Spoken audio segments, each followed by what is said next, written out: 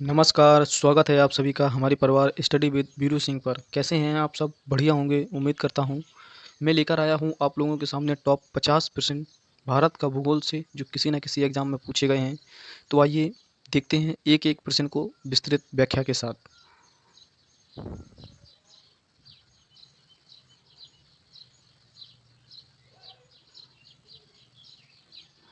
प्रश्न नंबर 1 है कि पृथ्वी के धरातल से ऊपर की ओर वायुमंडल के विभिन्न स्तरों का सही अनुक्रम क्या है?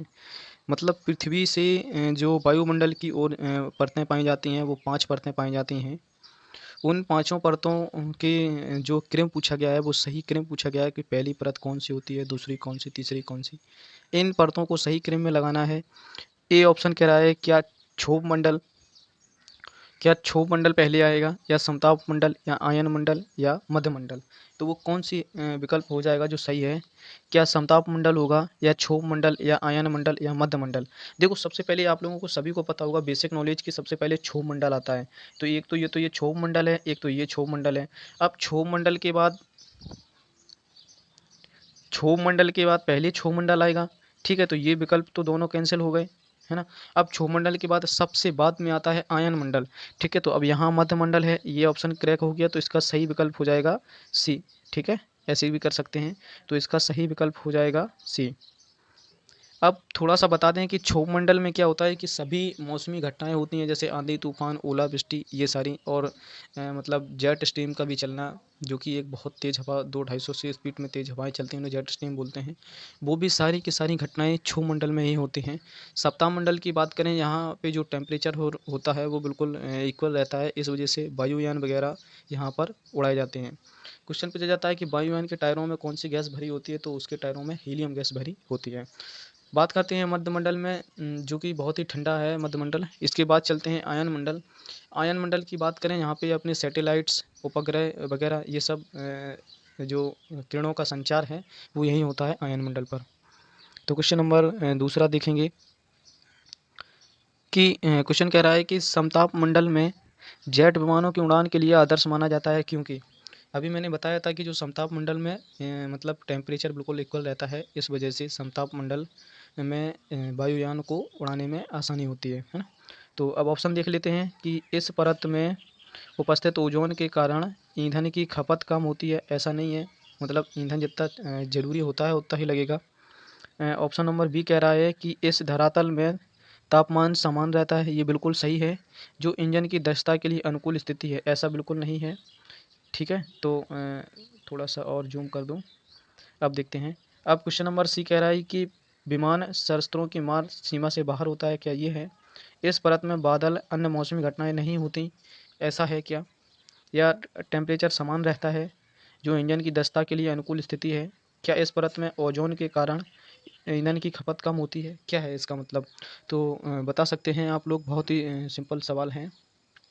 इसमें बी ऑप्शन पे जो लोग टिक कर रहे हैं वो थोड़ा-सा आगे बढ़ जाएँ कि इंजन की दक्षता के लिए अनुकूल स्थिति, ऐसा नहीं है बिल्कुल। इतना स्टेटमेंट सही है, इतना, ठीक है? क्योंकि यहाँ टेम्परेचर समान तो रहता है, लेकिन इंजन के लिए ज़रूरी नहीं कि अनुकूल स्थिति बनाए या विपरीत स्थिति बनाए, ऐसा बिल्कुल नहीं है। तो इसका सही विकल्प हो जाएगा डी कि इसमें मौसमी घटनाएँ नहीं होती हैं। मौसमी घटनाएँ कहाँ होती हैं? आप सभी लोगों को पता है कि मौसमी घटनाएँ क्षोभ मंडल में होती हैं, ठीक है? और ये जो समताप मंडल में की बात की जा रही है ओज़ोन परत की, तो इसमें ओज़ोन परत पाई जाती है। ओज़ोन क्या है कि जो एक परत होती है समताप मंडल में, जो सूर्य की पराबैंगनी किरणों को वापस कर देती है, जिससे पृथ्वी पर होने वाली हानियों को ये बचाती है।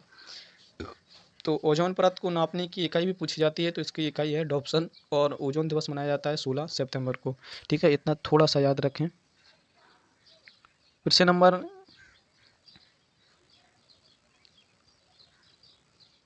प्रश्न नंबर 3 देखेंगे कि निम्नलिखित में से कौन-सा कथन भारतीय नदियों के विषय में सत्य नहीं है? मतलब जो नदियाँ हैं, उनके बारे में कथन एक सत्य नहीं है। तो हमने बताया था जब नहीं वाला आ जाए, तो 3 सही कर लेना, गलत वाला अपने आप निकल जाएगा, या तो फिर इतनी क्षमता रखते हैं कि सीधा गलत वाला ही टिक करते हैं।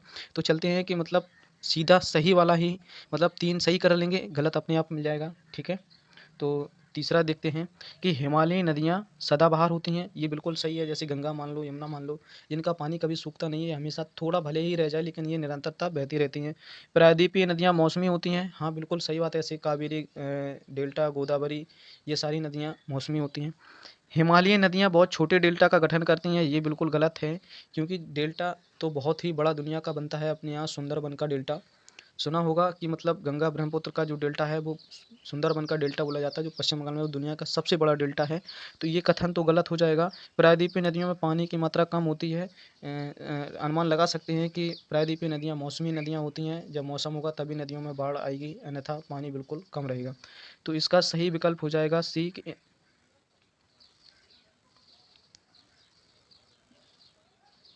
इसका सही विकल्प हो जाएगा सी, कि गठन का निर्माण करती है, छोटे डेल्टा का निर्माण करती हैं। अगला प्रश्न देखते हैं।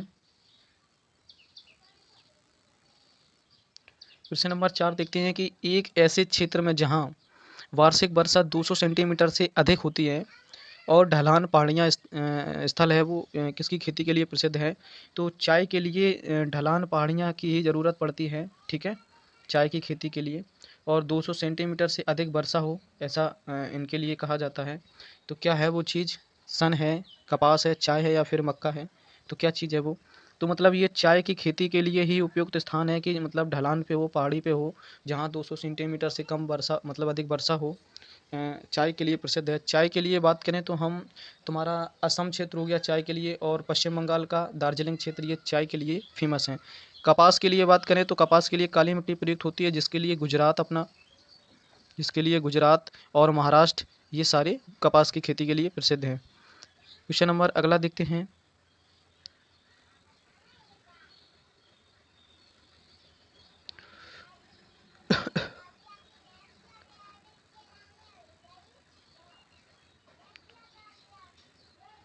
क्वेश्चन नंबर 5 देखते हैं कि बृहद ज्वर आता है, मतलब अब ये क्या क्वेश्चन है कि बृहद ज्वर आता है मतलब कब आता है ये? जब सूर्य, पृथ्वी, चंद्रमा एक सीधी रेखा में हो। जब सूर्य, पृथ्वी, चंद्रमा एक सीधी रेखा में हो तब बृहद ज्वर आता है। क्या जब सूर्य और चंद्रमा समकोण हो, क्या तब आता है? जब हवाएं तेज चल रही हो तब आता है, या जब रात ठंडी हो तब आता है? जरा सा सोच कर बताओ कि क्या इनमें से कौन सा विकल्प सही लग रहा है कि जो बृहद ज्वर के लिए उपयुक्त माना जा सके। तो इसके लिए सही विकल्प हो जाएगा अपना, इसके लिए सही विकल्प हो जाएगा ए, क्योंकि जब सन और अर्थ और मून, ये तीनों एक सीधी रेखा में होंगे, उसको क्या उसको क्या बोला जाता है? उसको सिजगी बोलते हैं। क्या बोलते हैं उसको? सिजगी। जब ये तीनों रेखाओं में एक साथ सीधी रेखा में होते हैं, क्वेश्चन पूछा जाता है कि जब सन, पृथ्वी, चंद्रमा एक सीधी रेखा में होते हैं तो उसको क्या बोला जाता है? तो उसको हम सिजगी बोलते हैं, ठीक है। और यही कारण है कि ये बृहद ज्वर का कारण भी बनता है। जब तीनों रेखाओं में एक सीधी रेखा में आते हैं तो बृहद ज्वर की स्थिति बनती है। क्वेश्चन नंबर 6 की बात करते हैं। क्वेश्चन नंबर 6 कह रहा है कि विश्व की सबसे छोटी जो ऊंची चोटियां हैं वो किस प्रकार के पर्वतों में पाई जाती हैं? जो विश्व की सबसे ऊंची चोटियां हैं, जैसे बात करें हम, तुम्हारी हिमालय की जो अपने सबसे ऊंची चोटी है वो माउंट एवरेस्ट है, ठीक है। और इसकी लंबाई 88-48 थी, थोड़ा सा बढ़ा हुआ है, कहीं कहीं 50 भी मिल जाता है, लेकिन ये करंट का डेटा होगा। तो हिमालय को जो जो माउंट एवरेस्ट है उसको नेपाल में सगरमाथा के नाम से भी बोला जाता है, ठीक है। तो ये सारी की जो ऊंची ऊंची चोटियां हैं वो मतलब किस प्रकार के पर्वतों का हिस्सा हैं? क्या वो प्राचीन मूर्धार पर्वतों का हिस्सा हैं, या नवीन मूर्धार, या अपशिष्ट पर्वत, या फिर ब्लॉक पर्वत? ये किसका उदाहरण होती हैं, जरा सा बताएं। तो इसका सही विकल्प हो जाएगा बी, मूर्धार पर्वत, ठीक है। ये मूर्धार पर्वतों का उदाहरण होती हैं। पूछा जाता है कि जर्मनी के ब्लैक फॉरेस्ट किसका उदाहरण है? तो ये ब्लैक फॉरेस्ट के उदाहरण है। क्वेश्चन नंबर अगला देखते हैं। क्वेश्चन नंबर 7 देखेंगे कि निम्नलिखित कथनों में से कौन लैटेराइट मिट्टियों के लिए सही नहीं है? मतलब नहीं है, मैंने बोला था नहीं है, तो 3 सही होंगे, एक गलत होगा। चलो देख लेते हैं क्वेश्चन नंबर, मतलब 3 सही कर लेते हैं। वे आर्द्र आच्छादित प्रदेशों की मिट्टियाँ हैं। ये थोड़ा सा लैटेराइट मिट्टी के बारे में सही करना है। वे बहुत ही आच्छादित मिट्टियाँ हैं, उनकी उर्वरता कम होती है, उनमें चूना प्रचुर मात्रा में पाया जाता है, ठीक है। तो ये बता सकते हैं आप लोग इसका क्या सही होगा क्या नहीं होगा? तो ये तीनों विकल्प सही हैं। उर्वरता कम भी होती है इनकी, और ये मिट्टियाँ आच्छादित होती हैं, ठीक है। तो इनमें चूना प्रचुर मात्रा में पाया जाता है, ऐसा बिल्कुल नहीं है। ठीक है, तो इसका सही विकल्प हो जाएगा ऑप्शन नंबर डी। अगला विकल्प देखते हैं। किस मिट्टी में केश का मतलब कैपिलरी सबसे अधिक प्रभावी होती है? चिकनी मिट्टी में, पाँचू मिट्टी में, बलुई मिट्टी में, लोम मिट्टी में। क्वेश्चन नंबर 8 का सही विकल्प बताएं कि जो केश का होती है, जो कैपिलरी होती है, वो सबसे अधिक प्रभावी किस मिट्टी में होती है? तो इसका सही विकल्प हो जाएगा ए, चिकनी मिट्टी में। क्वेश्चन नंबर अगला देखते हैं कि ज्वालामुखी में सबसे अधिक कौन सी गैस निकलती है? जो ज्वालामुखी जो उद्गार होता है वो कौन सी गैस निकलती है? क्या जलवाष्प निकलती है? क्या ऑक्सीजन निकलता है? क्या नाइट्रोजन निकलती है? क्या हाइड्रोजन निकलता है? ये सारे विकल्प होते हैं।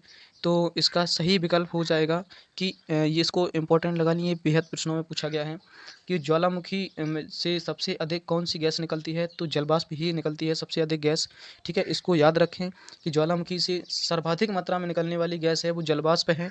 ठीक है, इसको याद रखें, इसको इम्पोर्टेंट लगा लें प्रश्न को। ठीक है, अगला प्रश्न देखते हैं।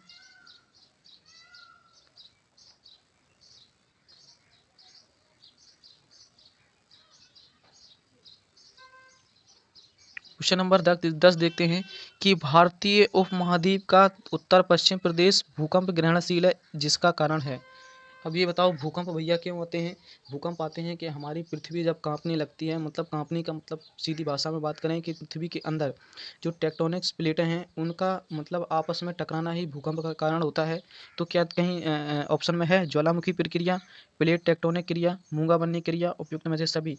ये नहीं है। मैंने बताया था कि पृथ्वी के जो आंतरिक जो स्थिति है वहाँ प्लेट टेक्टोनिक की जो क्रिया है उसी के लिए ही ये उत्तरदायी होते हैं भूकंप। तो इसका सही विकल्प हो जाएगा बी, प्लेट टेक्टोनिक क्रिया। ठीक है, अब क्वेश्चन नंबर 11 देखते हैं। भारतीय उपमहाद्वीप मूलतः एक विशाल भूखंड का भाग था जिसे कहा जाता है जुरैसिक भूखंड, आर्यवर्त, इंडियाना या गोंडवाना लैंड। क्या कहा जाता है? जो एक विशाल भूखंड था, मतलब एक विशाल भूखंड था, उसको क्या कहा जाता है? क्या जुरैसिक, क्या आर्यवर्त, क्या इंडियाना, क्या गोंडवाना लैंड? इसका सही विकल्प क्या हो जाएगा? तो इसका सही विकल्प हो जाएगा डी, गोंडवाना लैंड। ठीक है, क्वेश्चन नंबर 12 देखते हैं। क्वेश्चन नंबर ये कह रहा है किन दो पर्वत श्रेणियों के मध्य कश्मीर घाटी स्थित है? ठीक है, ये प्रश्न पूछा जाता है, एक दो एग्जामों में हमने देखा है। तो इसको इम्पोर्टेंट लगा लें कि कश्मीर घाटी किन दो पर्वत श्रेणियों के मध्य स्थित है? तो आप लोग ज़रा कमेंट करके बताएं कि किन दो पर्वत श्रेणियों के मध्य कश्मीर घाटी स्थित है? क्या लद्दाख और जोस्कर के बीच है? क्या बृहद हिमालय और पीर पंजाल के बीच है? क्या बृहद हिमालय और जोस्कर के बीच है? क्या काराकोरम और लद्दाख के बीच है? तो इसका सही विकल्प बताएं क्या होगा? तो ये बृहद हिमालय और पीर पंजाल श्रेणी के मध्य है, इसको याद रखें। ठीक है, तो इसका नंबर 12 का बी सही हो जाएगा। ठीक है, 12 का बी सही विकल्प हो जाएगा। क्वेश्चन नंबर अगला देखते हैं कि अरावली श्रेणियों की जो सबसे पुरानी जो श्रेणियों में आती है वो अरावली श्रेणी ही है कि अनुमानित आयु क्या है? मतलब ये इनकी आयु पूछ रहा है कि जो सबसे पुरानी श्रृंखला है अरावली, क्या उसकी 370 मिलियन वर्ष है आयु? क्या 470 मिलियन वर्ष है? क्या 570 मिलियन वर्ष है? या 670 मिलियन वर्ष है? तो इसका सही विकल्प हो जाएगा 570 मिलियन वर्ष। ठीक है, क्वेश्चन नंबर अगला देखते हैं। पर्वतों की लगातार श्रृंखला कौन सी है जिसकी उत्पत्ति भारत की समुद्री सीमा की लगभग समांतर है? मतलब ये कह रहा है कि एक जो पर्वत श्रृंखला है और जो सामुद्रिक जो सीमा है उनकी लगभग दोनों की जो उत्पत्ति है वो समान है। ठीक है, समुद्री सीमा और पर्वत श्रृंखला इन दोनों की उत्पत्ति समान है। क्या है उत्पत्ति? मतलब क्या अरावली जिनकी उत्पत्ति समुद्रिक सीमा के समांतर है। ठीक है, तो वो कौन सा पर्वत है जरा सा बताते हैं। क्या अरावली है, या सतपुड़ा है, या पूर्वी घाट है, या पश्चिमी घाट है? तो इसका विकल्प क्या हो जाएगा सही? तो ये पश्चिमी घाट है ना, जो समुद्रिक सीमा के लगभग समांतर है। तो इसका सही विकल्प हो जाएगा डी। ठीक है, क्वेश्चन नंबर अगला देखते हैं।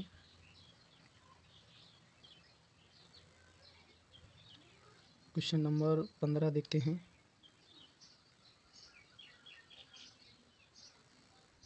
क्वेश्चन नंबर 15 है आप लोगों के सामने कि कहाँ पर भागीरथी और अलकनंदा नदी के मिलने से गंगा बनती है? मतलब ऐसा स्थान कौन सा है जिस जगह पे भागीरथी और अलकनंदा मिलके गंगा का निर्माण करते हैं, वो कौन सी जगह है? क्या वो देवप्रयाग है, क्या वो कर्णप्रयाग है, या गंगोत्री है, या रुद्रप्रयाग है? तो वो जगह कौन सी है, ज़रा सा आप लोग बताएं कि किन दोनों स्थानों पे मिलके गंगा बनती है। इधर से अलकनंदा आती है, इधर से भागीरथी आती है, दोनों एक स्थान पे मिल जाती हैं और गंगा का निर्माण होता है। क्या वो जगह देवप्रयाग है? क्या वो जगह देवप्रयाग है? ज़रा सा कमेंट करें। तो इसका सही विकल्प हो जाएगा ए, वो देवप्रयाग ही जगह है जहाँ पर भागीरथी और अलकनंदा के मिलने से गंगा का निर्माण होता है। क्वेश्चन नंबर अगला देखते हैं।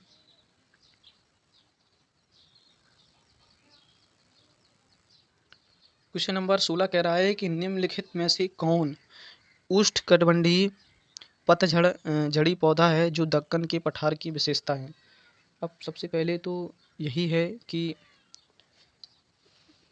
जो क्वेश्चन है तुम्हारा कि दक्कन के पठार की विशेषता है, तो ये दक्कन का पठार है कहाँ? सबसे पहले तो यही है कि जो दक्कन के पठार की विशेषता है जो कहाँ है, ये महाराष्ट्र से लेकर तुम्हारा पश्चिमी घाट तक का हिस्सा है ये दक्कन का पठार। तो यहाँ सबसे ज़्यादा क्या होता है, बता सकते हैं क्या आप? क्या यहाँ सागौन होता है, क्या शीशम होती है, क्या चंदन होता है, या सौल होता है? तो क्या होता है इसका ज़रा सा बताएं क्वेश्चन नंबर 16 का। तो इसका सही विकल्प हो जाएगा कर्नाटक। और कर्नाटक का चंदन, चंदन कहाँ पाया जाता है? कर्नाटक में। ठीक है, इसका याद रखें कि सर्वाधिक जो चंदन के वन हैं वो कहाँ पाए जाते हैं? कर्नाटक में। तो ये दक्कन के पठार की विशेषता है। पूछ रहा था पतझड़ी पौधा, यहीं से थोड़ा इंडिकेट कर लेते, पतझड़ी पौधा उष्णकटिबंधीय। ठीक है, तो ये चंदन है। चंदन के जो वन है, चंदन की लकड़ियाँ हैं वो कहाँ पाई जाती हैं? कर्नाटक में। ठीक है, क्वेश्चन नंबर अगला देखते हैं। क्वेश्चन नंबर ये कह रहा है कि दक्षिण भारत की सबसे ऊंची चोटी कौन सी है? तो यहाँ पे कंफ्यूज करने वाला क्वेश्चन रहता है हमेशा और हमेशा। आज उस क्वेश्चन को हम बिल्कुल ही डाउट को क्लियर कर देंगे कि क्यों नहीं हमें करना चाहिए। एक तो अनाईमुड़ी और दोदा बेटा, इन दोनों में कन्फ्यूजन रहता है कि कौन सा करें, दोदा बेटा लगाएं या फिर अनाईमुड़ी लगाएं, क्या लगाएं।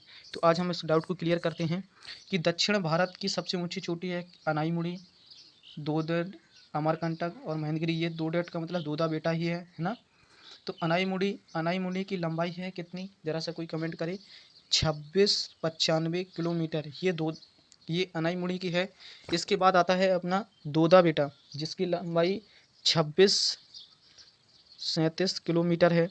अब आप ही बताइए कि दक्षिण भारत की ये दोनों सबसे ऊंची चोटियां हैं, एक है अनाईमुड़ी और एक है दोदा बेटा। अब आप बताइए कि सर्वाधिक जो ऊंचाई है, लंबाई है, वो किसकी है?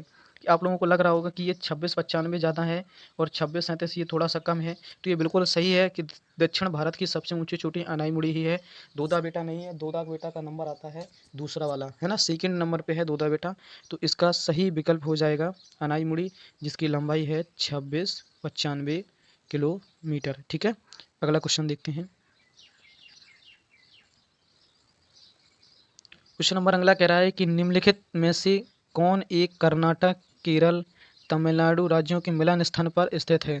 ठीक है, ये तीनों मतलब पूछ रहा है ये कि ये तीनों कर्नाटक और केरल और तमिलनाडु एक जो पहाड़ी है उस पे तीनों स्थित हैं, ऐसे करके ऐसे। ठीक है, तो ये जगह पूछ रहा है केरल, तमिलनाडु, कर्नाटक। ये केरल, कर्नाटक, तमिलनाडु ये तीनों का जो पार्ट है वो यहाँ पे मिलन बिंदु है। इसको क्या बोला जाता है?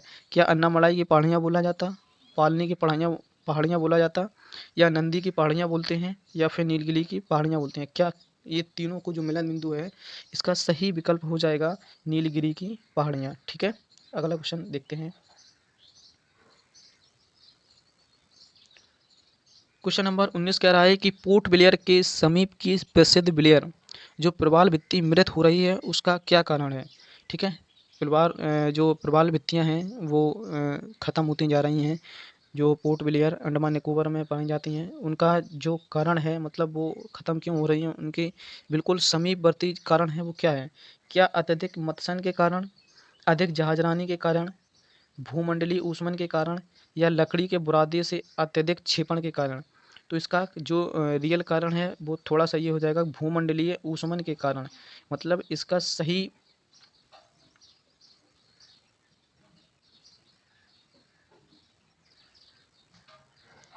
सही विकल्प हो जाएगा भूमंडलीय ऊष्मन के कारण प्रवाल भित्तियां मृत हो रही हैं। क्वेश्चन नंबर अगला देखते हैं। क्वेश्चन नंबर ये कह रहा है कि वह पठार कौन सा है जिसमें पश्चिम और पूर्व दोनों की ओर बहने वाली जल निकास प्रणाली है। मतलब वह पठार पूछ रहा है, वह पठार कौन सा है जो पूर्व और पश्चिम दोनों की ओर बहने वाली जल निकास प्रणाली है। तो है इसके विकल्प देख लेते हैं हम।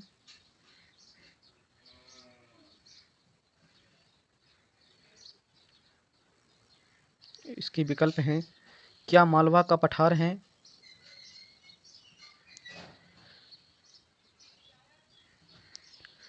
क्या मालवा का पठार है, छोटा नागपुर है, रांची है, हजारीबाग है। वो पठार कौन सा है जो पूर्व और पश्चिम दोनों नदियों की निकास प्रणाली का स्थान है। तो इसका सही जवाब हो जाएगा क्वेश्चन नंबर 20 का। क्वेश्चन नंबर 20 का सही जवाब हो जाएगा मालवा का पठार है। ठीक है, क्वेश्चन नंबर ए सही विकल्प हो जाएगा इसका। क्वेश्चन नंबर 21 देखते हैं।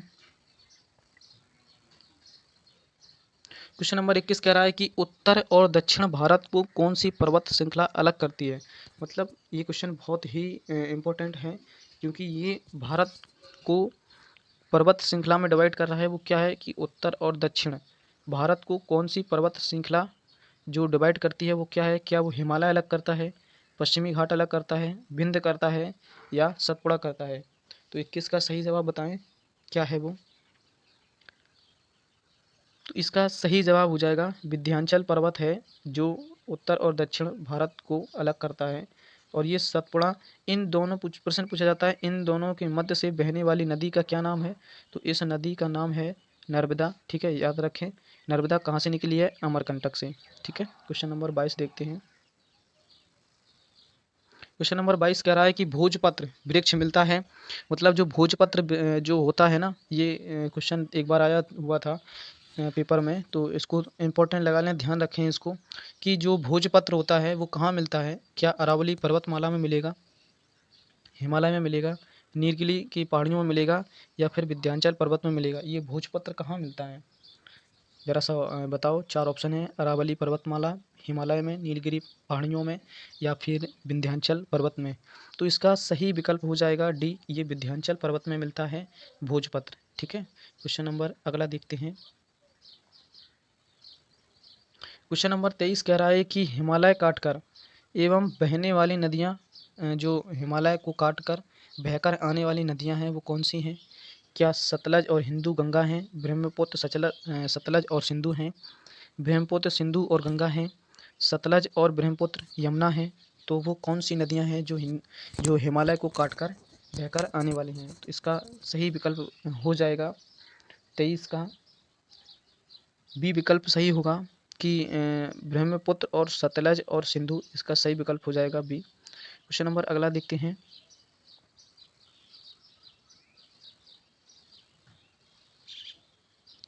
क्वेश्चन नंबर 24 कह रहा है कि लघु हिमालय स्थित है। मतलब किन दो हिमालयों के बीच में लघु हिमालय, मतलब छोटा सा लघु हिमालय स्थित है। क्या वो ट्रांस हिमालय और महान हिमालय के मध्य स्थित है, क्या शिवालिक और महान हिमालय के बीच स्थित है, या ट्रांस हिमालय और शिवालिक के मध्य स्थित है, या शिवालिक और जो बोला जाता है महान बृहद हिमालय के बीच में स्थित है। तो इसका सही विकल्प बताएं क्या होगा। तो इसका सही विकल्प हो जाएगा बी, शिवालिक और महान हिमालय के मध्य में लघु हिमालय स्थित है। क्वेश्चन नंबर अगला देखते हैं। क्वेश्चन नंबर ये कह रहा है कि चिल्का झील कहाँ स्थित है। ये तो बहुत ही सिंपल प्रश्न है, आई थिंक सभी लोगों को आ जाएगा ये प्रश्न। कि अब इसमें ऑप्शन थोड़े से अटपटे हैं, ऑप्शन को देख के गलत मत कर जाना, क्योंकि सभी लोगों को पता है कि जो चिल्का झील है वो उड़ीसा में है और सबसे खारे पानी की झील है। ठीक है, और यहीं पे एक अभयारण्य भी है, जो भितरकनिका अभयारण्य है ना, यहीं पे है। ठीक है, इनको भी याद रखें। अब ऑप्शन दे के गड़बड़ नहीं कर देना, क्योंकि ये चिल्का झील उड़ीसा में है। तो आइए हम इस पे चर्चा करते हैं कि क्या कर्नाटक के तट पर है, क्या मालाबार के तट पर है, क्या कोंकण तट पर है, या फिर उत्तरी सरकार। तो इसका सही जवाब क्या हो जाएगा।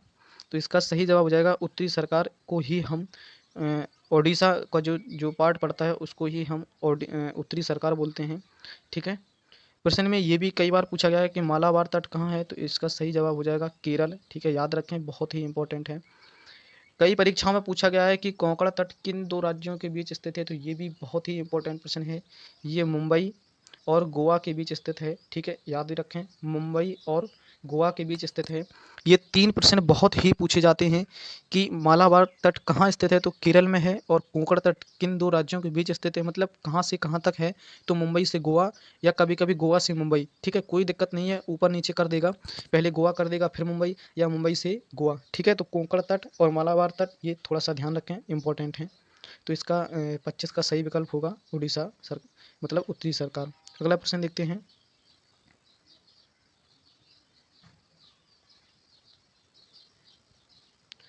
क्वेश्चन नंबर 26 कह रहा है कि कौन सी मिट्टी गीले होने पर, कौन सी मिट्टी गीली होने पर फैल जाती है और शुष्क मतलब सूख जाने पर इसमें दरारें आ जाती हैं, तो वो मिट्टी कौन सी है? क्या वो जलोढ़ मिट्टी है, क्या लाल मिट्टी है, लेटेराइट मिट्टी है, या काली मिट्टी है? वो मिट्टी कौन सी है जिसमें पानी डालोगे तो गीली हो जाएगी, मतलब गीली होने पर फैल जाती है, और जब वो सूखती है तो फट जाती है, मतलब दरारें आ जाती हैं। तो इसका सही विकल्प हो जाएगा काली मिट्टी, ऑप्शन सी सही होगा 26 का। क्यों? क्योंकि काली मिट्टी के बारे में थोड़ा सा बता दें कि काली मिट्टी को हम चरनोजा में मिट्टी कहते हैं, ठीक है, चरनोजा मिट्टी बोलते हैं इसको। इसका जो टेम्परेचर होता है 30 से 40 के मध्य होता है। सुता जुताई वाली मिट्टी भी बोलते हैं क्योंकि ये अपने आप फट जाती है। कपास की खेती भी काली मिट्टी में सर्वाधिक होती है, और काली मिट्टी का विस्तार है वो गुजरात और महाराष्ट्र का पार्ट पड़ता है, ठीक है, तो याद रखें। अगला क्वेश्चन देखते हैं।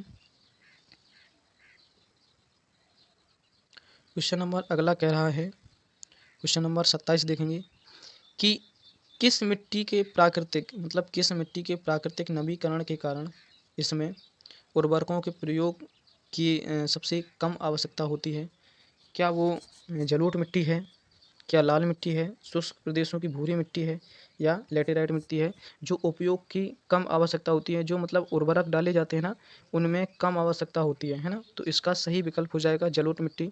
ए ऑप्शन सही हो जाएगा इसका, ठीक है, जलोढ़ मिट्टी। क्वेश्चन नंबर अगला देखते हैं।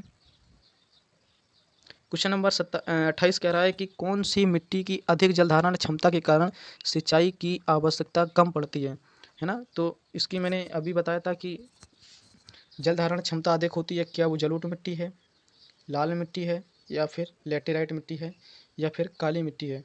कौन सी मिट्टी है जिसमें मतलब सिंचाई की क्षमता कम होती है, मतलब पानी अधिक ज़्यादा सोख लेती है, जल धारण क्षमता इसकी अधिक होती है? तो इसका सही विकल्प हो जाएगा एक, काली मिट्टी की जल धारण क्षमता अधिक होती है। काली मिट्टी को चरनोजम मिट्टी भी बोलते हैं। अभी काली मिट्टी के बारे में सब कुछ बताया, तो इसका सही विकल्प हो जाएगा ए, काली मिट्टी। क्वेश्चन नंबर 29 देखेंगे। क्वेश्चन नंबर 29 देखेंगे कि उष्णकटिबंधीय सदाबहार वन कहाँ पाए जाते हैं, मतलब सदाबहार वन कहाँ पाए जाते हैं? क्या पश्चिमी घाट में, पूर्वी घाट में, पश्चिमी हिमालय में, मध्य प्रदेश में? सदाबहार उष्णकटिबंधीय वन, सदाबहार का वन का मतलब होता है जहाँ पे मतलब बारिश होती रहती है, हरे भरे रहते हैं हमेशा, उन वन को ही हम सदाबहार वन बोलते हैं। तो 29 का क्या हो जाएगा? क्या पश्चिमी घाट होगा, क्या पूर्वी घाट होगा, या पश्चिमी हिमालय होगा, या फिर मध्य प्रदेश होगा? तो इसका सही विकल्प हो जाएगा पश्चिमी घाट। 29 का ए विकल्प सही होगा। तो अगला प्रश्न देखते हैं।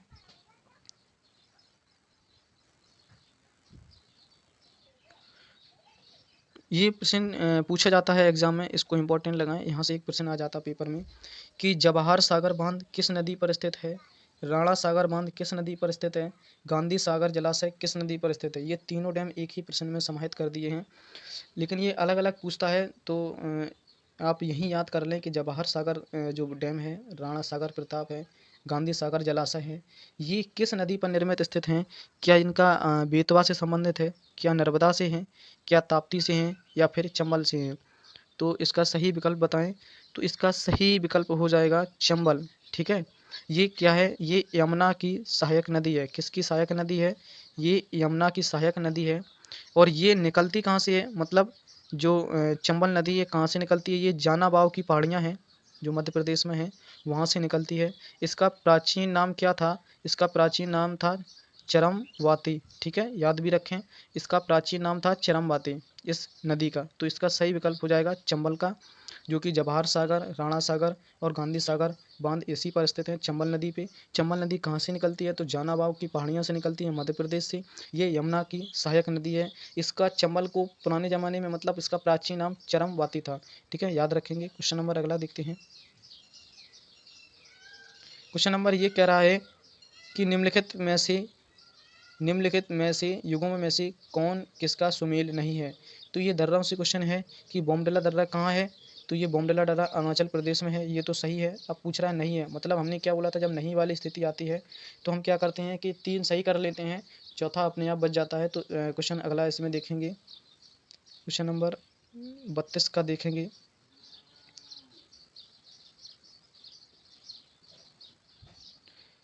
नाथुला दर्रा कहाँ स्थित है? तो सिक्किम में है, ये भी सही है। पालघाट कहाँ है? केरल में, ये भी सही है। भोरघाट हिमाचल प्रदेश में नहीं है, ये महाराष्ट्र का पार्ट है। ठीक है, तो इसको याद रखें। नाथुला दर्रा सिक्किम, बोमडिला दर्रा कहाँ था? अरुणाचल प्रदेश में था। नाथुला दर्रा सिक्किम में था। भोरघाट महाराष्ट्र का पार्ट है, पालघाट केरल का। ठीक है, तो इसका सही विकल्प हो जाएगा सी। ठीक है, तो नहीं है पूछा था तो यही होगा। क्वेश्चन नंबर 32 का क्वेश्चन नंबर 32 है कि दंडकारण्य क्षेत्र अवस्थित हैं। क्वेश्चन नंबर 32 का देखेंगे, क्या छत्तीसगढ़ और मध्य प्रदेश में है? छत्तीसगढ़ और ओडिशा में है, झारखंड और ओडिशा में है, आंध्र प्रदेश और झारखंड में है। तो इसका सही हो जाएगा। क्वेश्चन नंबर 32 को देखते हैं। तो इसका सही विकल्प हो जाएगा बी, छत्तीसगढ़ और ओडिशा में दंडकारण्य क्षेत्र अवस्थित हैं। अगला प्रश्न देखते हैं। क्वेश्चन नंबर ये कह रहा है कि क्वेश्चन नंबर 33 की भारत की तटरेखा की कुल लंबाई लगभग कितनी है? क्या 35 किलोमीटर है, या 800 किलोमीटर है, 6000 किलोमीटर है, या फिर 7500 किलोमीटर है? तो क्या है इसका सही विकल्प, ज़रा सा बताएं। जो तटरेखा की कुल लंबाई पूछ रहा है ये, तो इसका सही विकल्प हो जाएगा डी। अब प्रश्न ये पूछा जाता है, इंपॉर्टेंट लगाएं कि भारत की तटीय सीमा से कितने राज्य लगते हैं? तो 9 राज्य लगते हैं। इंपॉर्टेंट लगाएं, ये प्रश्न पेपर में पूछा गया है कि तटीय सीमा से लगने वाले राज्य कितने हैं। मतलब समझ रहे होंगे, तट से जो लगने वाले राज्य हैं वो 9 राज्य हैं। ठीक है, तो इम्पोर्टेंट है क्वेश्चन, लगाएं इसको। ठीक है, क्वेश्चन नंबर अगला देखते हैं। क्वेश्चन नंबर ये कह रहा है कि अरब सागर में स्थित भारतीय द्वीपों की सर्वाधिक महत्वपूर्ण विशेषता क्या है? मतलब अरब सागर में जो द्वीप स्थित है ना, उनकी विशेषता पूछ रहा है कि अरब सागर में जो द्वीपों की महत्वपूर्ण विशेषता है वो क्या है। क्वेश्चन नंबर 34 देखेंगे, क्या वे आकार में काफ़ी छोटे होते हैं? होते भी हैं, द्वीपों की चर्चा हो रही है, कोई छोटा द्वीप होता है, कोई बड़ा द्वीप होता है ना।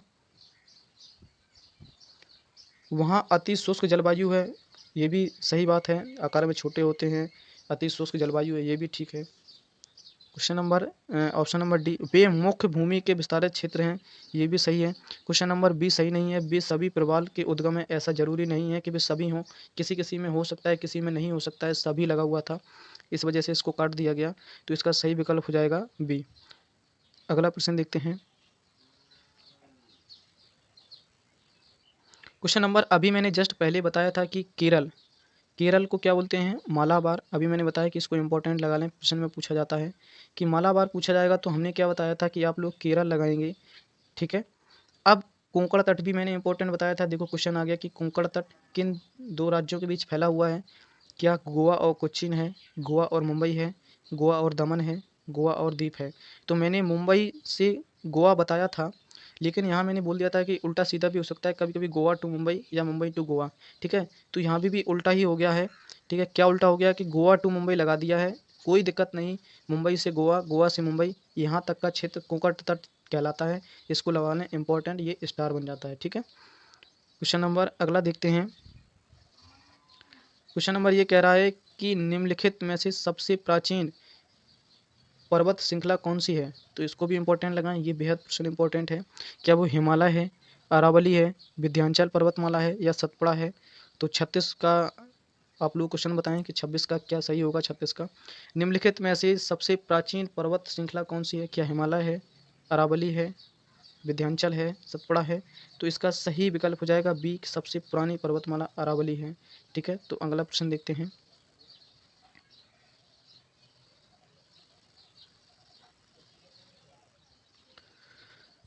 क्वेश्चन नंबर 37 पे बात करते हैं कि टोडा जनजाति के ग्रामीण आदिवासी का प्रारूप क्या है। सबसे पहले तो यही प्रश्न आता है कि टोडा जनजाति कहाँ पाई जाती है। ठीक है, इसके बाद जो यहाँ से जो क्वेश्चन बना है वो गहराई से बना है। टोडा जनजाति कहाँ पाई जाती है, ये सबसे पहले क्वेश्चन बताओ कि टोडा जनजाति कहाँ पाई जाती है। टोडा जनजाति कहाँ पाई जाती है, ये पहला प्रश्न है कि टोडा जनजाति कहाँ पाई जाती है। थोड़ा सा बता दें कि ये नीलगिरी की पहाड़ियों में पाई जाती है। कहाँ पाई जाती है, ये नीलगिरी की पहाड़ियों में पाई जाती है। ठीक है, कहाँ पाई जाती है टोडा जनजाति, नीलगिरी की पहाड़ियों में पाई जाती है। अब क्वेश्चन यहाँ से बना है वो अंदर से बना है कि मधुमक्खी छत्ता प्रारूप, सीढ़ी प्रारूप, जूते की डोरी प्रारूप या अनाकार प्रारूप, ये कैसा प्रारूप था इन लोगों का। तो इसका सही विकल्प हो जाएगा सीढ़ी प्रारूप। ठीक है, टोडा जनजाति कहाँ पाई जाती, नीलगिरी की पहाड़ियों में। ठीक है, याद रखें इसको भी। क्वेश्चन नंबर अगला देखते हैं। क्वेश्चन नंबर ये कह रहा है कि संघ शासित क्षेत्र पांडुचेरी की सीमा के साथ नहीं लगता। मतलब 3 लगते हैं, हमने बताया था 3 लगते हैं और 1 नहीं लगता, तो 3 सही होंगे, 1 गलत अपने आप हो जाएगा। क्या आंध्र प्रदेश लगता है, बिल्कुल सही बात है। क्या केरल लगता है, ये भी सही है। क्या तमिलनाडु लगता है, ये भी सही है। तो ये जो कर्नाटक का पार्ट है ये पांडुचेरी से नहीं लगता, तो इसका सही विकल्प हो जाएगा सी। ठीक है, अगला क्वेश्चन देखते हैं कि निम्नलिखित युग्मों में से कौन सुमेलित नहीं है। मैंने बोला था कि नहीं है, मतलब 3 होंगे, तो 3 होंगे, उन्हें पता कर लें। क्या बांदीपुर कर्नाटक में है, ये बिल्कुल सही है। बांदीपुर कहाँ है, कर्नाटक में ही है। मानस वन्यजीव अभयारण्य क्या असम में है, ये भी सही है, ये भी सही है। पेरियार वन्यजीव अभयारण्य कहाँ है, केरल में है। सिमलीपाल, अभी मैंने बताया था जब क्वेश्चन बोला था कि जो चिल्का झील कहाँ है, वो ओडिशा में है, या ओडिशा ना होकर उत्तरी सरकार तट आ जाता है विकल्प में। लेकिन अगर मैंने वहीं बताया था कि सिमलीपाल अभयारण्य कहाँ है, तो ओडिशा में है, तो ये मध्य प्रदेश दे रहा है, ये गलत है। कहाँ है ये ओडिशा का पार्ट है। ठीक है, उड़ीसा में स्थित है। क्वेश्चन नंबर अगला देखते हैं कि वो ऐसी कौन सी जगह है जहाँ चाय तथा कॉफ़ी दोनों उगाए जाते हैं। क्या उत्तर और पश्चिमी भारत में, या उत्तरी पूर्वी भारत में, या मध्य भारत में, या दक्षिणी भारत में। कहाँ ऐसी कौन सी जगह है जहाँ चाय और कॉफ़ी दोनों उगाए जाते हैं। क्वेश्चन नंबर 40 देखेंगे। ठीक है, तो ये साउथ का पार्ट पड़ता है ना, साउथ वाला पार्ट। याद रखें कि कॉफ़ी के लिए सबसे ज़्यादा प्रसिद्ध जो राज्य है वो है कर्नाटक। ठीक है, सबसे ज़्यादा कॉफ़ी कहाँ होती है, कर्नाटक में होती है। ठीक है, चाय और कॉफ़ी दोनों के जो पार्ट है वो साउथ से ही रिलेटेड करता है, तो इसका सही विकल्प हो जाएगा दक्षिण भारत। ठीक है, 40 का डी। क्वेश्चन नंबर 41 देखते हैं। क्वेश्चन नंबर 41 क्या कह रहा है कि भारत के दक्कन के पठार पर, मतलब दक्कन के पठार पर बेसाल्ट से निर्मित लावा के शैलों का निर्माण हुआ है। वो कौन सा युग था जब दक्कन के पठार पर बेसाल्ट से निर्मित लावा के शैलों का निर्माण हुआ। क्या वो क्रीटशियन युग था, क्या वो स्टोसिन्स युग था, क्या कार्बोनिफेरस युग था, या मायोसीन युग था। तो इसका सही विकल्प हो जाएगा ए। ठीक है, तो अगला प्रश्न देखते हैं। क्वेश्चन नंबर 42 क्या कह रहा है। क्वेश्चन नंबर ये कह रहा है कि कौन सा पठार अरावली और विंध्याचल पर्वत श्रेणियों के मध्य स्थित है। क्या छोटा नागपुर का पठार है, छोटा नागपुर का पठार नहीं है, क्योंकि ये झारखंड की बात करता है। ठीक है, और अरावली और विंध्याचल पर्वत ये गुजरात, एमपी, राजस्थान यहाँ का पार्ट है ये, तो ये बिल्कुल नहीं होगा क्योंकि ये झारखंड का पार्ट है। ठीक है, छोटा नागपुर का पठार। तो अब जब नहीं है तो अगला विकल्प देख लेते हैं। अगला विकल्प देख लेते हैं, क्या वो तेलंगाना का पठार है। ये तेलंगाना का पठार कहाँ है, ये गोदावरी नदी के उत्तरी दक्षिण में स्थित है। क्या वो दक्षिण का पठार है, क्या वो मालवा का पठार है। मालवा का पठार कहाँ पाया जाता है, तो एमपी से राजस्थान के मध्य का पार्ट जो है वो मालवा का पठार है। बिल्कुल सही बात है। अरावली श्रेणियाँ और विंध्याचल पर्वत ये भी एमपी और राजस्थान, मध्य प्रदेश इनका पार्ट है। ठीक है, तो इसका सही विकल्प हो जाएगा मालवा का पठार, तो इसका सही विकल्प हो जाएगा। क्वेश्चन नंबर अगला देखते हैं। क्वेश्चन नंबर ये कह रहा है कि भारत में गुलाब की खेती के लिए प्रसिद्ध वो जगह कौन सी है जहाँ पे गुलाब का बड़े पैमाने से उत्पादन किया जाता है। वो कौन सी जगह है। क्या कश्मीर के अनंतनाग में गुलाब की खेती होती है, क्या दिल्ली के आसपास के क्षेत्रों में होती है, या अजमेर की पुष्कर घाटी में होती है, या उपयुक्त सभी है। तो इसका सही विकल्प हो जाएगा कि अजमेर में पुष्कर की घाटी में जो है गुलाब की खेती का जो उत्पादन होता है वो सर्वाधिक होता है। पूछा जाता है कि जो पुष्कर का मेला है वो कहाँ लगता है, तो वो अजमेर में ही लगता है, याद रखें। पूछा जाता है कि ऊँट अनुसंधान केंद्र कहाँ स्थित है, तो बीकानेर है, याद रखें इसको भी। ट्रेंडिंग प्रश्न रहता है ये कि ऊँट अनुसंधान केंद्र कहाँ स्थित है, तो बीकानेर में स्थित है। क्वेश्चन नंबर अगला देखते हैं। क्वेश्चन नंबर ये कह रहा है कि भारत में सबसे अधिक कौन सी मिट्टी पाई जाती है, मतलब भारत में सबसे अधिक कौन सी मिट्टी पाई जाती है, क्या लैटेराइट या काली मिट्टी, जलोढ़ मिट्टी, पंख, कौन सी मिट्टी पाई जाती है सर्वाधिक? ये बहुत ही इंपॉर्टेंट प्रश्न है। यहाँ इन मिट्टियों से अगर प्रश्न बनता है तो जलोढ़ मिट्टी ही इंपॉर्टेंट है और काली मिट्टी इंपॉर्टेंट है, तो इन मिट्टियों को थोड़ा सा पढ़ लें। ठीक है, लाल मिट्टी का लाल रंग किसके कारण होता है, तो लोहे ऑक्साइड के कारण होता है। ठीक है, लाल मिट्टी से। और लाल मिट्टी का सर्वाधिक विस्तार एमपी के जो स्थान है तुम्हारा ललितपुर साइड, यहाँ पे सर्वाधिक लाल मिट्टी पाई जाती है। काली मिट्टी की बात करें तो गुजरात और महाराष्ट्र का पार्ट है, वहाँ पर गुजरात में सर्वाधिक काली मिट्टी होती है, काली मिट्टी में सर्वाधिक कपास होता है। जलोढ़ मिट्टी की बात करें तो ये जल द्वारा बहकर लाई गई मिट्टी होती है, जलोढ़ जल। ठीक है, तो ये दोआब जैसे कि गंगा यमुना के दोआबों पर ये सर्वाधिक पाई जाती है जलोढ़ मिट्टी, इनमें उर्वरता बहुत ही अधिक होती है। ठीक है, तो इसका सही विकल्प हो जाएगा कौन सी मिट्टी अधिक पाई जाती है, तो इसका विकल्प हो जाएगा सी सही। क्वेश्चन नंबर 45 देखेंगे। क्वेश्चन नंबर 45 कह रहा है निम्नलिखित में से सुमेलित नहीं है, जब नहीं है तो क्या करेंगे हम, जब नहीं है तो 3 सही कर लेंगे, गलत अपने आप बच जाएगा, तो सही कर लेते हैं हम। ज़रा सा बताइए, क्या सिपकीला दर्रा हिमाचल प्रदेश में है, ये बिल्कुल सही बात है, सिपकीला दर्रा हिमाचल में ही है। क्या नाथुला दर्रा सिक्किम में है, ये भी सही बात है। जोजिला दर्रा जम्मू कश्मीर में है, ये भी सही है। तो ये लिपुलेख दर्रा उत्तर प्रदेश में नहीं है, ये कहाँ है, ये उत्तराखंड में है। कहाँ पर है, उत्तराखंड में है। ठीक है, ये उत्तराखंड में कहाँ पर स्थित है, तो ये लिपुलेख दर्रा उत्तराखंड में है। और ये उत्तराखंड में कहाँ है, एक जगह है काला पानी घाटी, कौन सी जगह है, काला पानी घाटी है, वहीं स्थित है ये लिपुलेख दर्रा। ठीक है, तो इसका सही विकल्प हो जाएगा बी। क्वेश्चन नंबर अगला देखते हैं कि गन्ने की शर्करा की मात्रा घट जाती है, मतलब गन्ना अच्छा खासा है और एकदम कटने पर है, बहुत ही रस है उसमें। अब ऐसा क्या हो जाए उसी वक्त कि जो गन्ने का रस है उसकी मात्रा कम हो जाए, तो पौधे बढ़ने की अवधि में अधिक वर्षा हो जाए, मतलब आप काटने पर हैं फसल और भयंकर बारिश हो जाए, तो क्या उससे आपके जो गन्ने हैं उसमें जो रस है वो कम हो जाएगा? बिल्कुल नहीं होगा, क्योंकि बारिश ही हो रही है। पौधे की बढ़ने की अवधि में तापमान में वृद्धि और कम हो जाए, बिल्कुल स्वाभाविक की बात है, वातावरण टेम्परेचर हमेशा एक सा नहीं रहता, कभी कम होता है कभी ज़्यादा होता है, तो ये तो बिल्कुल नहीं है, ये भी बिल्कुल नहीं है, क्यों टेम्परेचर घटता बढ़ता रहता है, ये भी बिल्कुल सही बात है। पकने की अवधि में तापमान बहुत अधिक हो, ऐसा भी नहीं है कि मतलब तुम्हारा गन्ना जो खेत में है वो बिल्कुल पका हुआ है, कटने वाला है, और आप तापमान का वेट कर रहे हैं कि कब टेम्परेचर ज़्यादा हो और आप गन्ने को काटें, तो ऐसा बिल्कुल नहीं है।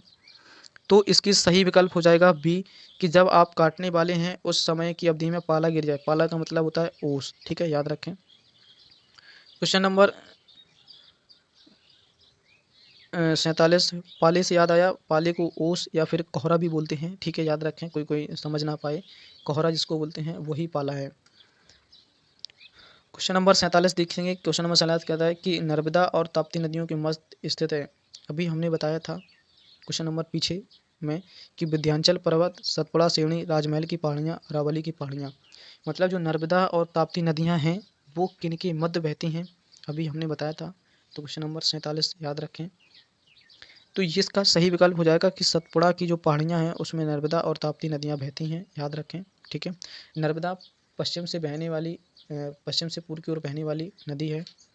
ठीक है, क्वेश्चन नंबर 48 देखते हैं। क्वेश्चन नंबर 48 कह रहा है कि निम्नलिखित कथनों में से सही नहीं है, जब सही नहीं है तो 3 को हम सही कर लेंगे, चौथा अपने आप गलत मिल जाएगा। तो यहाँ क्वेश्चन नंबर देखेंगे, क्या पश्चिमी घाट में अपेक्षित जो पश्चिमी घाट का जो क्षेत्र है अपेक्षाकृत अधिक ऊंचाई पर स्थित है? पश्चिमी घाट में अनाईमुड़ी सबसे ऊंची चोटी है। ताप्ती नदी सतपुड़ा के दक्षिण में स्थित है। नर्मदा नदी और ताप्ती नदी घाटियाँ पुरानी रिफ्ट घाटी में मानी जाती हैं। इसका विकल्प क्या सही है?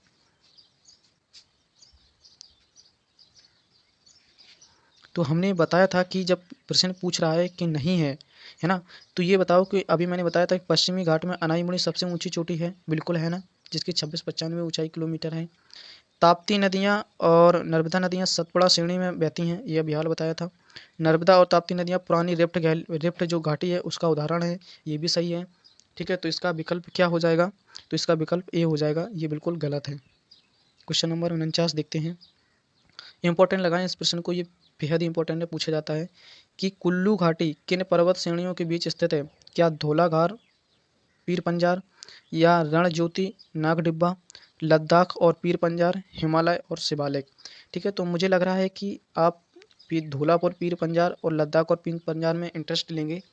तो ये दो ही विकल्प हैं ऐसे हैं जो कन्फ्यूजन करते हैं, तो इसका सही विकल्प बता दें तो ये ए हो जाएगा, धौलाधार और पीर पंजाल। ठीक है, इसके बारे में थोड़ा सा बता दें कि ये देवताओं की घाटी की उपमा दी गई है। ठीक है, और ये घाटी ब्यास नदी के किनारे स्थित है, तब ब्यास नदी के सहारे स्थित है। तो कुल्लू की घाटी पूछा जाए कि किन पर्वत श्रेणियों के मध्य स्थित है, तो धौलाधार, पीर पंजाल की मध्य। यह देवताओं की घाटी बोला जाता है कि देवताओं की घाटी की उपमा किसे दी गई है, तो कुल्लू घाटी को दी गई है, और ये कुल्लू घाटी ब्यास नदी के तट पर ही है। ठीक है, तो याद रखें। क्वेश्चन नंबर 50 अगला देखते हैं, ये लास्ट प्रश्न है। अभी तक मैंने आप सभी लोगों से लाइक और शेयर के बारे में बात नहीं की है, क्योंकि मैं जानता हूं कि आप सभी लोगों का समय बहुत ही महत्वपूर्ण और बहुमूल्य है। इसके लिए मैं किसी भी प्रकार का कोई फालतू की चर्चा नहीं करता हूं, सिर्फ उन्हीं प्रश्नों पर चर्चा करता हूं जिससे आप सभी लोगों का समय बर्बाद ना हो, नष्ट ना हो। तो अभी तक ये 49 प्रश्न आप सभी लोगों ने देखे। अगर थोड़ा सा भी आप लोगों को अच्छा लगा हो तो मेरे यूट्यूब चैनल को सब्सक्राइब करें और बेल आइकन को प्रेस करें, ताकि मेरी हर नोटिफिकेशन आप लोगों के पास पहुंच सके, हर वीडियो टाइम से मिल सके, आप वॉच कर सकें, किसी भी वीडियो से वंचित ना रहें। तो अभी तक आप लोगों ने चैनल को सब्सक्राइब नहीं किया है तो सब्सक्राइब कर लें। क्वेश्चन नंबर आखिरी 50 देखेंगे कि अरावली और विंध्य श्रृंखलाओं के मध्य कौन सा पठार स्थित है। ये ट्रेंडिंग प्रश्न थे जो हर एग्जाम में पूछे जाते हैं, उन्हीं का जो संकलन था प्रश्नों का, और एक भी प्रश्न ऐसे नहीं थे जो फालतू हों कि किसी भी एग्जाम में नहीं पूछे गए हैं और मैं उनको आपके सामने रख दूं। आप प्रश्न पत्र को उठा के देखिएगा, ये एक जो 50 प्रश्न है ये किसी न किसी एग्जाम में आपको ज़रूर मिलेंगे। ठीक है, तो ये 50 का प्रश्न नंबर देखते हैं। क्या मालवा का क्षेत्र है, क्या छोटा नागपुर है, दक्कन का पठार है, प्रायद्वीपी है। ठीक है, दक्कन का पठार महाराष्ट्र का बात करता है, छोटा नागपुर का पठार छत्तीसगढ़ उड़ीसा की बात करता है, मालवा का पठार ही ऐसा है जो एमपी और राजस्थान की बात करता है, और अलावरी जो अरावली हैं और विंध्याचल पर्वत हैं श्रृंखला, ये भी एमपी और राजस्थान के पार्ट की बात करते हैं। तो इसका सही विकल्प हो जाएगा अरावली और विंध्याचल पर्वत का मालाबार का पठार। ठीक है, तो आप लोगों ने 50 प्रश्नों को देखा, समझा, तो मैं आप लोगों से रिक्वेस्ट करता हूं कि आप सभी लोग मेरे चैनल को लाइक और शेयर और सब्सक्राइब ज़रूर करें। आज के लिए इतना पर्याप्त है। आप अपना और अपनों का ख्याल रखें। जय हिंद।